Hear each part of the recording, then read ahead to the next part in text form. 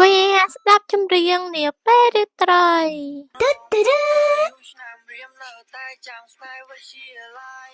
ចាំរាល់នៅពេលសន្យាដែលអូនប្រាប់តែមិនប្រាថ្នាអ្នកថ្មី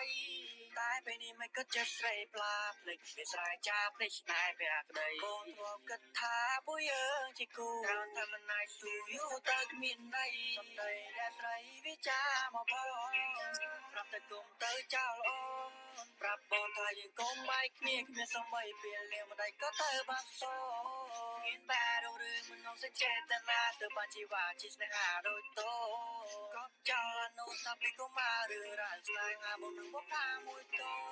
យ៉ាងនៅក្បែរតែពេលនេះវាមែនបែរជាប្រែចិត្តត្រង់នោះក៏ពេញណាស់មិនស្មានទេថាអូននិយាយពីបាយឲ្យបងនិយមយ៉ាច់ឲ្យបងនិយមយ៉ាឲ្យមកបែរស្នេហាតែវាស្រើថាបាត់បើទៅណាជីគូទៅយើងគ្មានវាសនាជួបស្នេហ៍ផងទៅត្រូវជាប់បណ្ដាសាយហាខ្ញុំអើយតែយ៉ាងម៉េចហើយម្ដេចក៏នៅស្ពាយហាំងមិនឆ្លើយសុំនាងញយញ៉ាំផ្ដល់ឆោមឡា